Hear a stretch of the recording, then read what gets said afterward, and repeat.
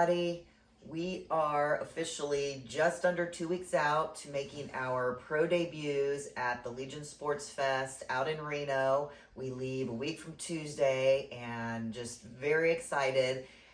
All these activities are happening right now. So one of the funnest things is we have our official pro cards in these envelopes. So we thought we would wait and open them together. So very cool moment. Pro card. Almost in hand. I know. I'm just more afraid of getting a paper cut. I'm opening mine like a gorilla. I like the color. Yeah, you're too slow. I guess so. Here's mine. My name. I got mine in purple as well. Very cool. Well, we're supposed to sign them, but let's not use these pens to sign them because I'm afraid they'll run. We'll have to get some Sharpies to sign them. So yeah, we got pro cards. There we go. It's official. Pretty cool. Super cool. Okay, now let's not lose them. Okay. Let's put them back in this envelope. The other thing we got is our contracts to compete. And so you've got to sign a contract for a pro show, and there are all kinds of rules you can see. But we've got to sign these and get it sent back. So we are going to sign these right now too. Yours is double-sided.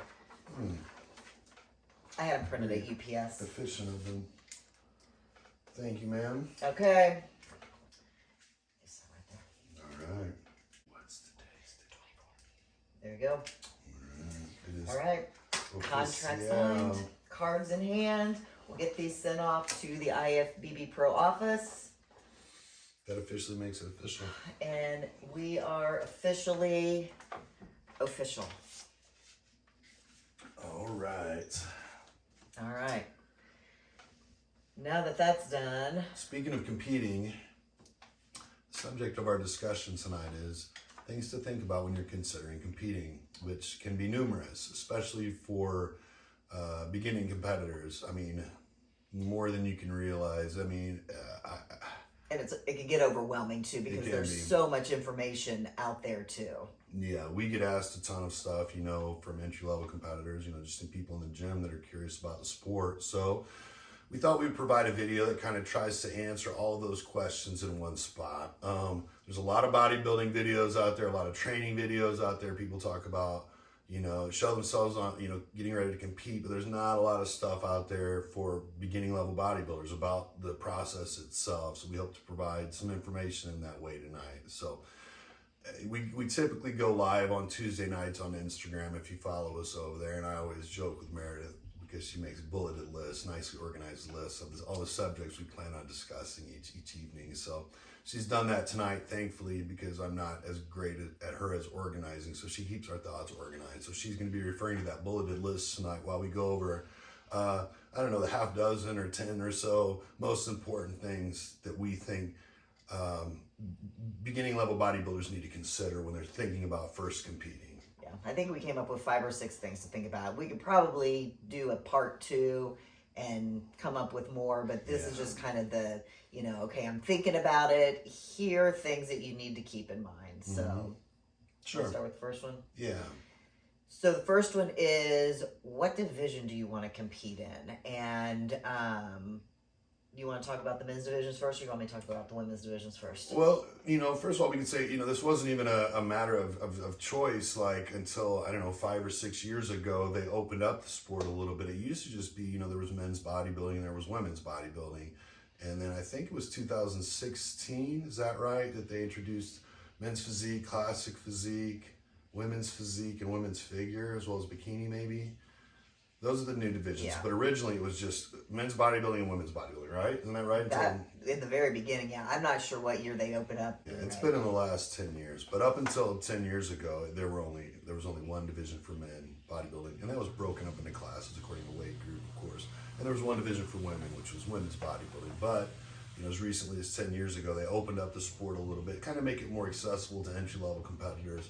You know, you didn't need to be as big. The new divisions weren't going to focus or wouldn't require as much muscularity from competitors as you know, the bodybuilding divisions. So around that time, for men they came up with men's physique, which was supposed to be which is the division in which men wear board shorts, which is supposed to, the criteria was the best beach body, and that's still supposed to be the criteria, although it has gotten bigger, much bigger in the last 6 or 7 years. It went from guys that you would imagine like in Abercrombie and Fitch ads to, you know, some of these guys like classic physique guys with board shorts on. They're pretty big, to be honest. You know, but that's the easiest entry into the sport for men is men's physique. Talk about the shape too for men's physique. Yeah. Like what you know, the shape. Sure. And the structure. Well, first of all, it's only the upper half in men's physique that's being considered. You're not judged for anything below the waist. So it's basically, you know, your delts, your chest, your lats, you know, your back, your whole back, of course, your midsection, your arms, all that taken together. But especially for men's physique, the two things that seem to be especially heavily weighted are delts and lats, and to a lesser extent midsection. But I mean, we see it all the time, and even in my case, I didn't have a great midsection. The two guys next to me at Nationals had better midsections than me, but I had better delts and lats, and I was the guy who got the pro card. So, but anyways, you know, a lot of people, a misconception, especially with men's physique, is that it's all about who has the best abs, and it's not. You know, like we talk about all the time. We have a teenage nephew with abs, you know what I mean? But that doesn't mean he's a great men's physique guy. It just means he has good ab genetic. You know, his abs sit shallow. You know, and they develop without much work or whatever. So. But yeah, for men, the entry level into the sport is women. So, or excuse me, for men, the entry into the sport is men's physique. So, do you want to talk about the entry into the women's, and then we'll kind of go back and forth? Yeah, sure. So for women, kind of the starting point for most girls is the bikini division because it requires the least amount of muscle. And what's really important in the bikini division is balance. So you want a really balanced from a muscular standpoint, but also a leanness perspective, top to bottom and front to back. So, you know, what happens a lot of times is girls can get really lean in the front, and I'm this way. Like, I get really lean in the front really fast. It's the backside that takes a while to come in. And so you've got to, you know, you want the same balance of leanness front and back. But, you know, in bikini, it's, you know, it's a lot about the glutes, legs, nice shoulders. You know, they don't want to see, you know, a lot of muscularity, definitely no striations, you know, anything like that. Good conditioning, but not, you know, real hard, dry, you know, muscular like you see in the other divisions. Yeah. So, and it's... And you could conceivably, with good enough genetics, you could walk off the streets without much time spent at the gym and do well in the bikini division. Is that right? Yeah, you probably could. Although the girls are getting more muscular, you know, too. Yeah, oh, absolutely. So. It's kind of like men's physique. I think those two divisions rely the most heavily upon genetics early on. You know, in the later years, in the later divisions, you can have enough muscle to outmuscle the competition, but early on you have to have great shape. It's shape, yeah. Bikini is about shape, and you know, it's kind of that curvy S shape too, you know, that the judges want to see. So sure. Shape, you know, muscle, definitely, you know, muscle, good conditioning, not too, you know, not overly muscular, not overly dry and hard. Yeah. And you know, it's a lot about presentation too. You know, the whole look needs to you know, look good, from the hair, makeup, you know, tan, suit, shoes. You want like perfection in terms of like your whole stage look too.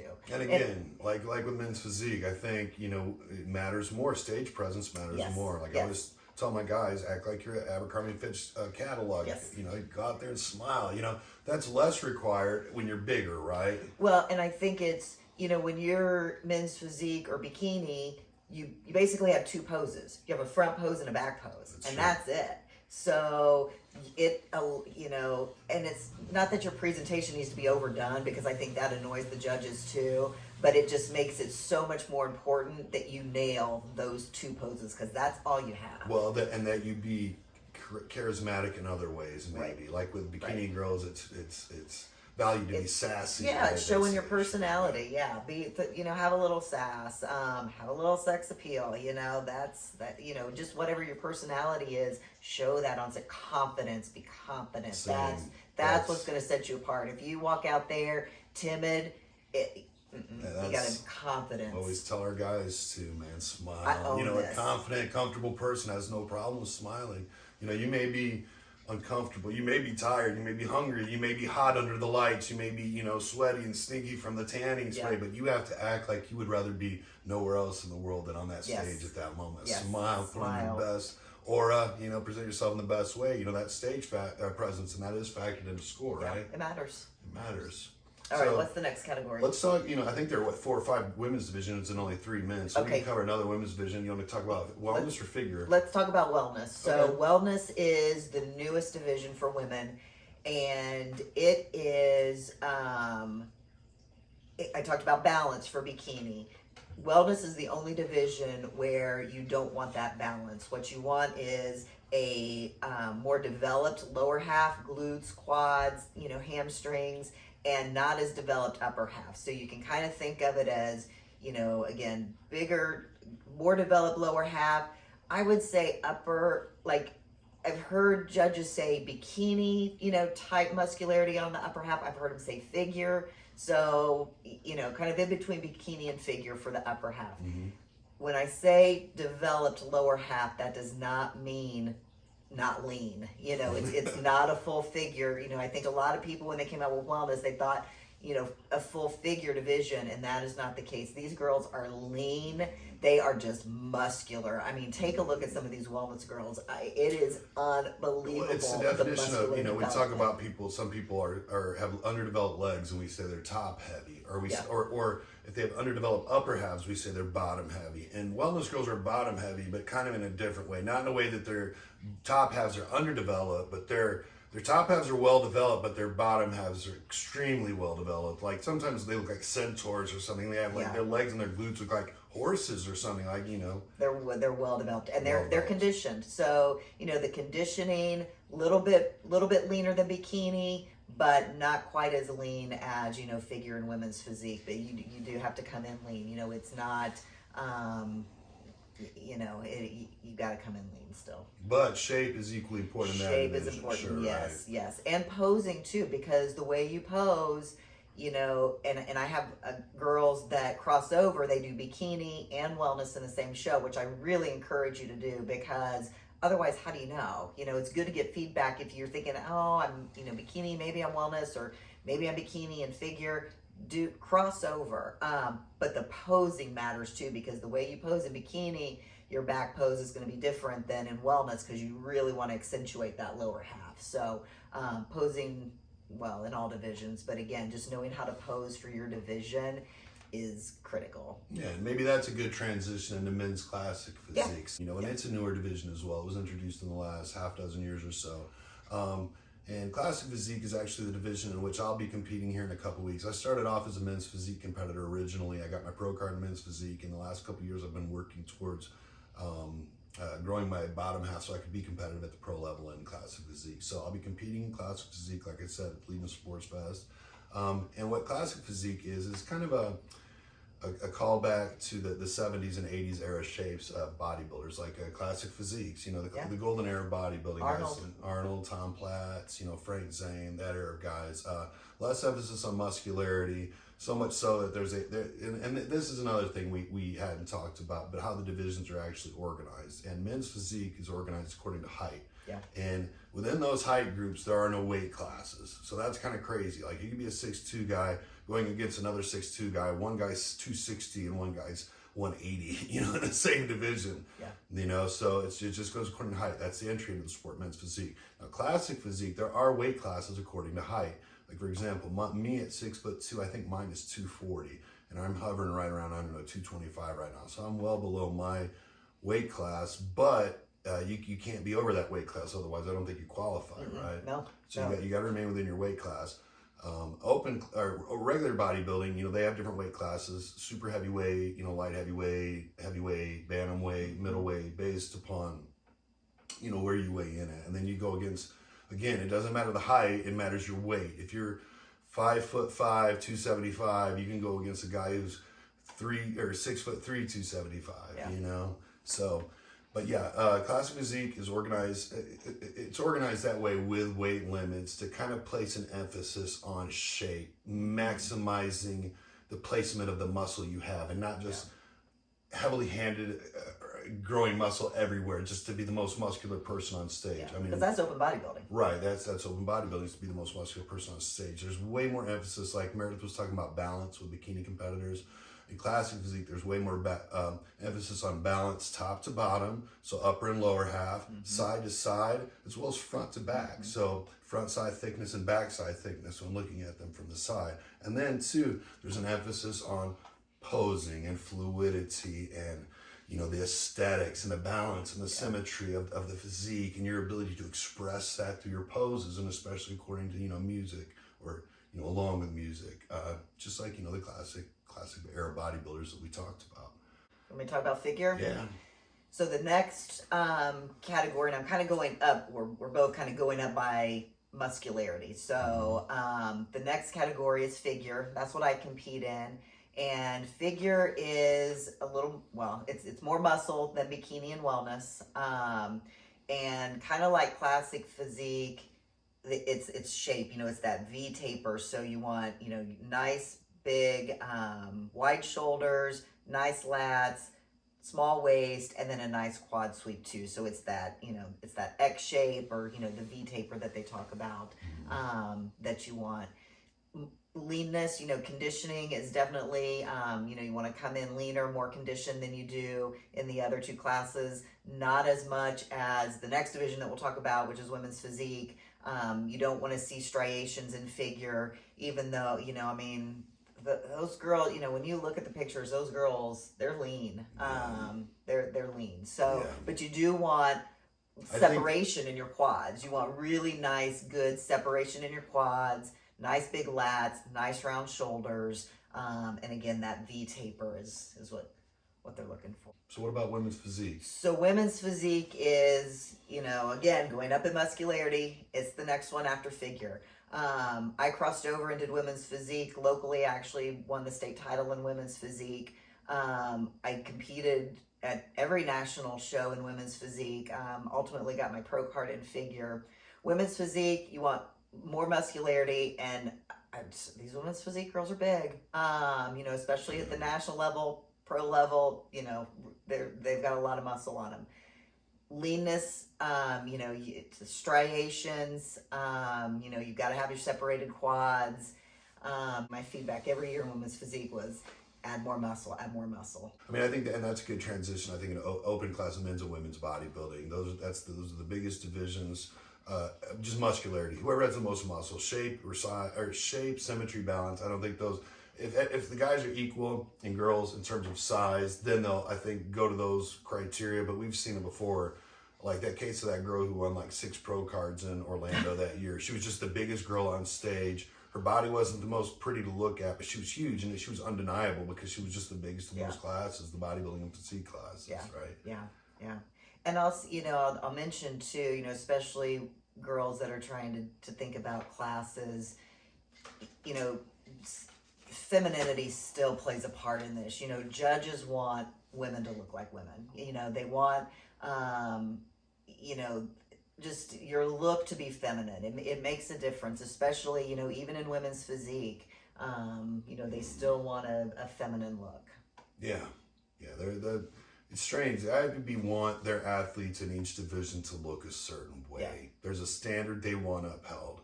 You know, it's good for marketing. Absolutely. I was going to say, they even, you know, with the music, they want no curse music. They want board shorts. They want all your trunks and shorts and your suits to be worn, just like everything to be discreet, just on the up and up. You know, they always emphasize as a family sport that you know, they're going to be young kids in the audience. Things need to be respectable, you know, so.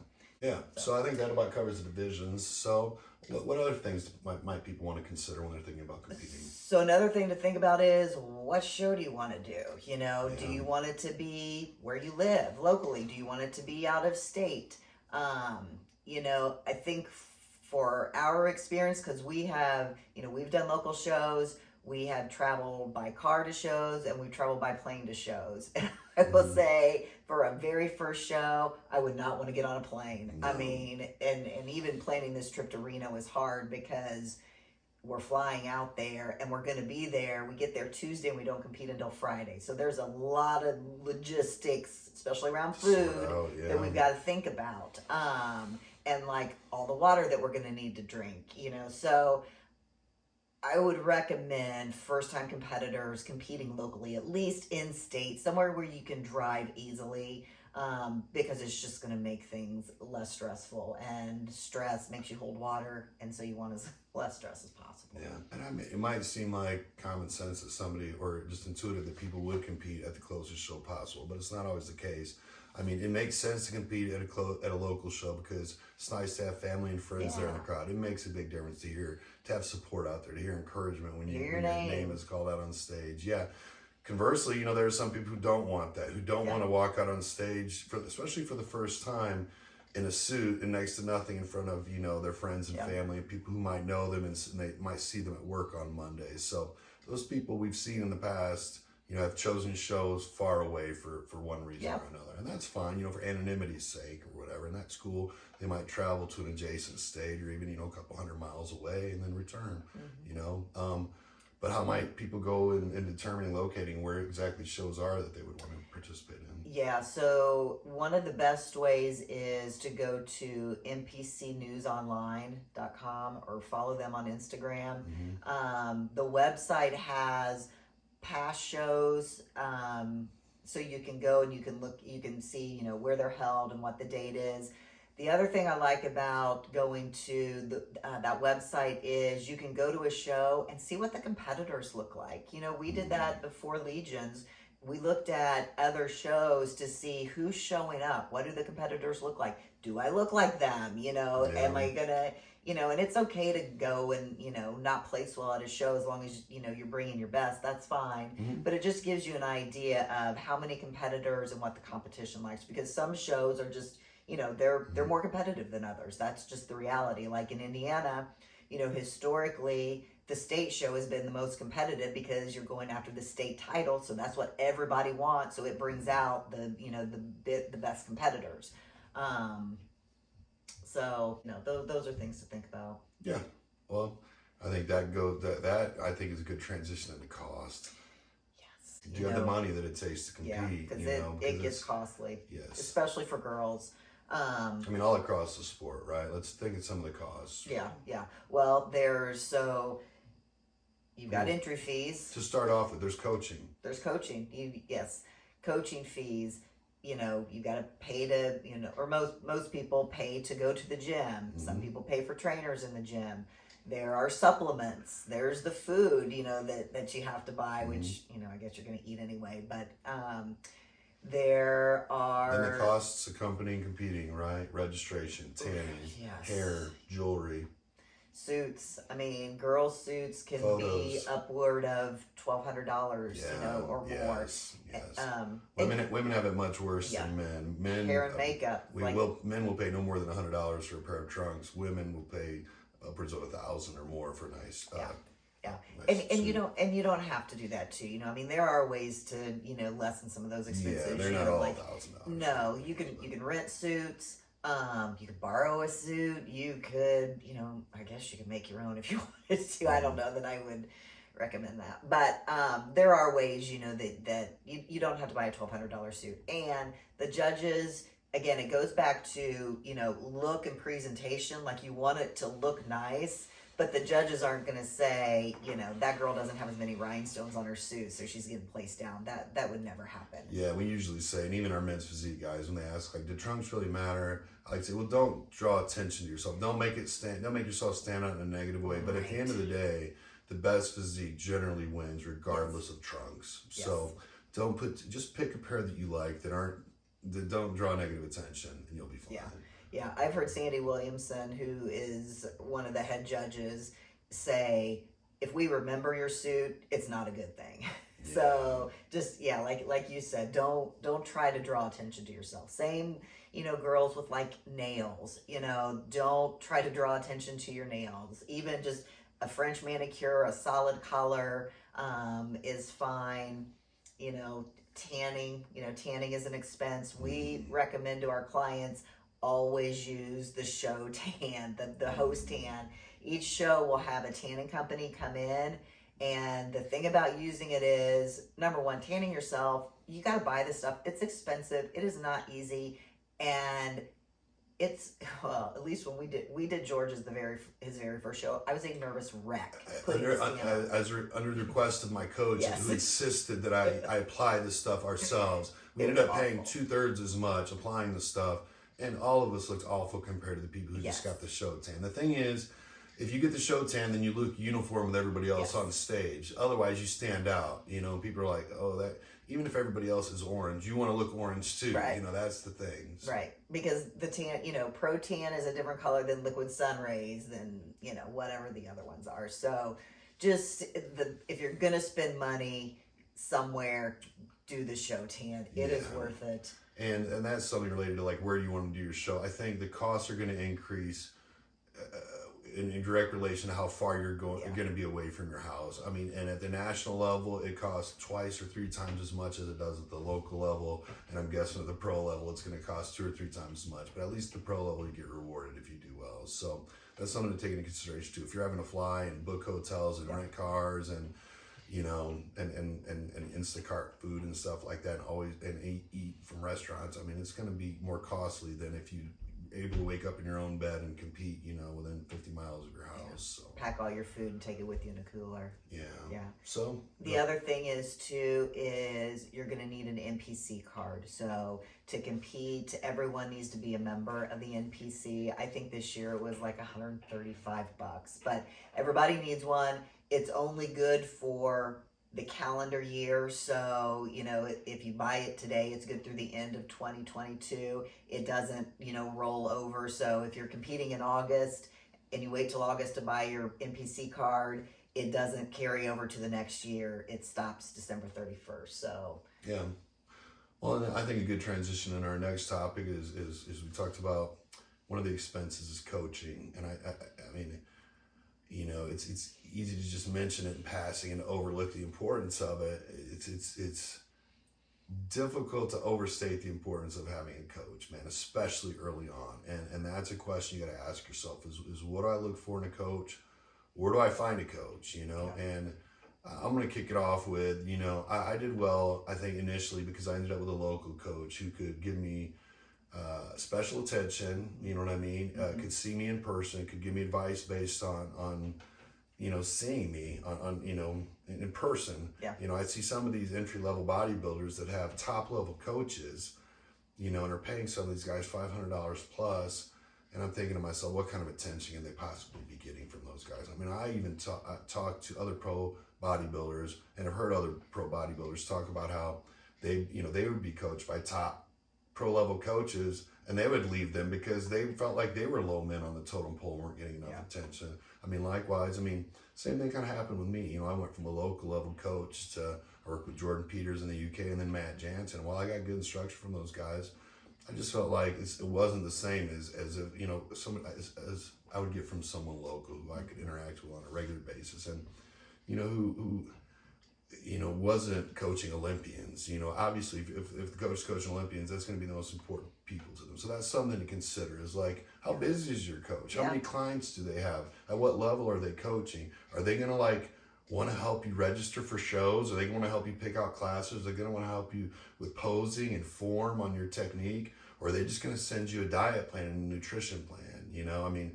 What level of coaching are they going to provide you, I guess? Yeah, no, that makes a difference.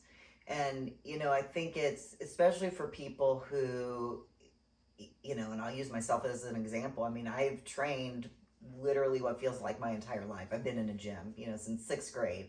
So I know how to lift, I know how to train, but one of the first things I realized when I, decided to do this was I don't know how to be a bodybuilder. Just training, just because you know how to train doesn't mean that you know how to, be successful in this sport. So, one of the first things I did was I got a coach, which was, at the time the girlfriend of George's coach. And I learned so much from her that I really can't imagine, doing it without her, No. because you can watch all these YouTube videos, you can read all these things, but Yeah. it's different than sitting down or being on the phone and talking to somebody about what is this like? What does this feel like? What's it going to be like backstage? Yeah. That's Okay, tomorrow you're going to get up. This is what's going to happen. Yes. They're going to talk to you backstage. The expediter's going to, Yes. to have somebody walk you through is much different than having a coach maybe hundreds or thousands of miles away saying, here's your diet plan. Wake up in the morning, do this. Remotely. Good luck. He doesn't know anything about the venue or what's going on, or Yeah, it makes a difference. It made a huge difference. So and I guess going back to how to find one, get on Instagram or just ask people. Just ask people. I think that might be the best way. Ask people who they've used. Ask people who they would recommend. I think that's the best way. Ask them, and then when you have an idea of who you want to be your coach, talk to them. Ask them about their philosophies. Sometimes maybe their philosophies don't line up with yours, and that's okay. We have certain things that we like to do. Like George always likes to have me ready early, and some people want to kind of be ready right on show day, and so just there are just philosophies that you may or may not agree with, and you want to know where coach stands on those. Exactly. So yeah, something to consider, and definitely ask around. I mean, I think you'll find that the bodybuilding community is very friendly, very open. I mean, if you ask somebody, they'll be honest with you. This person's a good coach. Don't go to this person. Anywhere in life. So just ask around. Yeah. So I think another thing people need to consider is the level of discomfort that is going to take place during however long your prep is, and it's going to be disruptive, to your life. It's going to be, you can still go out with your friends. Like, I met my sisters out for my little sister's birthday last weekend. I sat there and drank water. I didn't eat the nachos on the table, even though I wanted to, or, have a drink. So you can still do those things, but, it's going to take some self-control to not, then indulge in those, because you're going to spend a lot of time hungry. I mean, that's just the reality of it, is when you're getting ready for a competition, you're going to be hungry. There's going to be some discomfort that and if, your wife's getting ready to have a baby, or if you're getting ready to move or change jobs, probably not the best time to compete. Yeah, we say, if anything else is going on in your life, attend to that. Bodybuilding is something you do when nothing else is going on, and you can devote your entire self to it, because it takes everything you have and then more. Yes. And it's not fair to expect to do anything else or to have other people rely on you when you're trying to do your best at something else. I mean, it just totally divides your attention. I mean, it requires so much of you, right? Yeah, it does. Yeah, and then, I guess finally, I as with anything, how far do you want to take this? We have people, we know a lot of people who just maybe, that they've changed their bodies, they've recompositioned, have lost a lot of weight, they're proud of themselves, and it's enough for them just to get up on stage in a pair of shorts in front of the public and say, hey, look at all I've done, look at all I've lost, look how I've changed myself, you know? And then you get people who, might see a magazine or might attend a show for the first time and get the bug, it's infectious, and then say to themselves, I want to compete too. And they want to get there as quickly as possible, and every step along the way. We get guys that, are like, I want to become a pro bodybuilder next year, I want to turn pro. More often than not. We all did. It's kind of like, somebody going to a basketball coach and say, I want to play in the NBA next year. It's like, okay, man, settle down a little bit, first things first. But yeah, how far do you want to take this? And I think while realizing, we always emphasize that it's a sport of seasons, that it's going to take time. It's a long game. Yes. And people who require instant gratification, who have a hard time delaying gratification, also do not do well in this sport, because muscle takes a long time to build. It's hard-earned, like extremely hard-earned. Yes. Especially to do well at the sport competitively. So just chug along, from season to season. But, it's encouraging. What keeps wind in your sails is you see yourself improving from season to season, and even within that season, from week to week, month to month, Yeah. I always get a chuckle when women, that I talk to about training, or just, in passing, talk about, being scared to lift weights because they don't want to get too muscular. It's like, if you only knew how hard it is to put on muscle. It's hard. So yeah, this is a long game. And you should, I was going to say need, but I guess should is the right word. You probably should do it in a healthy manner too. There are some good things to do, and there are some not so good things to do. But it's definitely a long game. Yeah. All right, hopefully that, gives you a good beginning point as far as things to start thinking about if you're thinking about, competing. Yeah. I guess the final thought I'd leave people with is, if you're thinking about competing, go to a show. Make sure you've been to a show and see what happens, see how people are moved around, kind of the energy. Yeah. See what the people look like and think, okay, that's how, if I'm going to come in and I'm going to be a bikini competitor, go see what those bikini competitors look like. See how lean they are. See what, how they're posing, and then think about where you are and how long it's going to take you to get there too. So I would say probably step number one, make sure you go to a show. And if you happen to be in a place where there isn't a show close to you, there are live streams nearly every weekend of the season, which takes place from March through November. I know Gary Udit is the Northeast Chairman Committee in the NPC and maybe the IFBB. But he always, at GaryUdit.com, he always hosts live streams of his shows. And there are many, especially national level shows, and maybe even some IFBB shows in the Northeast. So, check out IFBB streams, NPC streams. Yeah, local shows. Google those, and you're bound to come up with something most Saturdays of the year. Yeah. So go check them out, and talk to people. Talk to people that are at the shows. Ask a lot of questions. That's how you learn. Yeah, but like we said, there is a ton to learn, and I think that's, we hear about people coaching themselves, talk about coaching themselves, and it's like, man, I was a research librarian at the university. I was a research professor in the English department, man, and it's taken us every bit of 6 or 7 years of immersing ourselves, like eating, sleeping, drinking, breathing, the sport, to just begin to kind of skim the surface of all there is out there. So to think to yourself, you're going to go it alone. I mean, as a first-time competitor, it's hard. It's hard. There's just so much. I mean, it'd be hard. Training is its own thing. Nutrition is its own thing. And then competing is its own thing. And then posing is its own thing. I mean, some people have coaches for each of those. So to think you're going to master those or even come close in your first few years, I don't know, man. That's bound to result in disappointment. I think do yourself a favor, man. Like, if you find a good coach, they'll show you the ropes, man, and they'll get you where you need to be, and they'll point you in the right direction, and they'll also let you know when they're at the limits of their knowledge, and when you need to go on to someone who knows a little bit more and can help you out. So, like we said, hopefully those half dozen or so things will get you guys started and girls started on things to consider when you're thinking about competing. Hopefully this has been useful. If so, drop a like below, comment, ask any questions you'd like, and maybe we'll do something like this again here in the future. Yeah, ask any questions in the comments, and then we can use those for part 2. Yeah, or maybe even do a Q&A sometime between now and our show here in 2 weeks. So we're going to try to get at least a few more videos out here in the next couple weeks. Meredith, I think, is doing a day in the life. I've been working on one today, so stay tuned for that. You got anything else to say? Nope. All right. Stay tuned. Thanks again, everyone, for joining us. Have a good evening.